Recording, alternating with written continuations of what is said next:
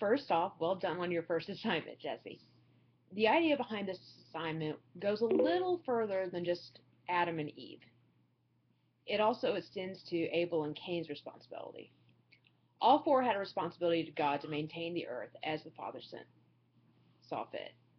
Adam had a responsibility to Eve as well, and Eve to Adam, both to Cain and Abel.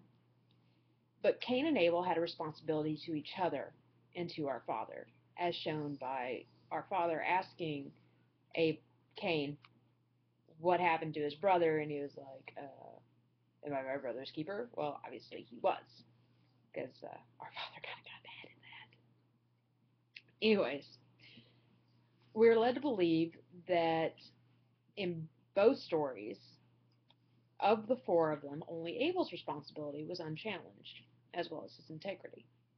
Though through their transgressions, the act of losing their integrity, were they able to fully recognize the burden of responsibility which our Father had bestowed upon them. We are led to believe that Adam and Eve lived in accordance with our Father's law after they had fallen, recognizing the stronger value of integrity on two fronts, being honest and doing the right thing. Accepting the consequences our Father bestowed upon them, they took each day as a gift.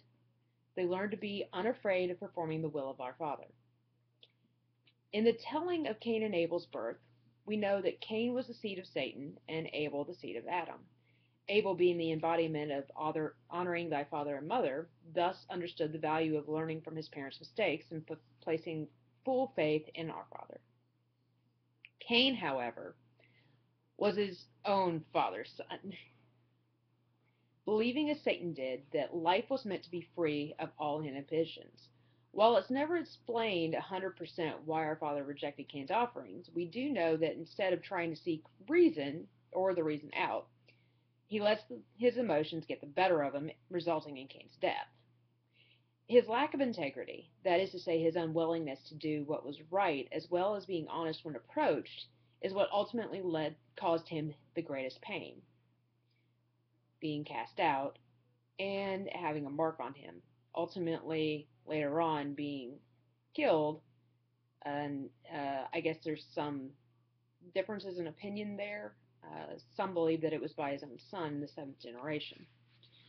Between the four of them, we learn the two greatest lessons of what it means to be human ourselves, that in order to lead a life which carries the least amount of burden, we must maintain our responsibilities to our Father, which is kind of awkward if you think about it, because responsibilities are just considered a burden by a lot of people, and towards others, as well as seek out our integrity in all things.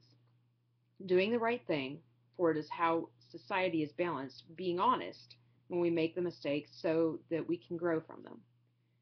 We also take something away from our Father's character. He is not out to get us, but instead he seeks to teach and allow growth. He shows compassion, but punishes to get the point across.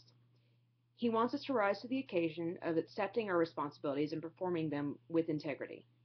So let's go back to the question of what you believe our Father wants for you. What responsibilities do you believe He has given you, and how can you perform those responsibilities with integrity? I know you said that following the Torah, and I may have that mispronounced, I'm very sorry if I did mispronounce it, that following the Torah is part of that, but how does the Torah manifest in your life? How would you manifest it in your life?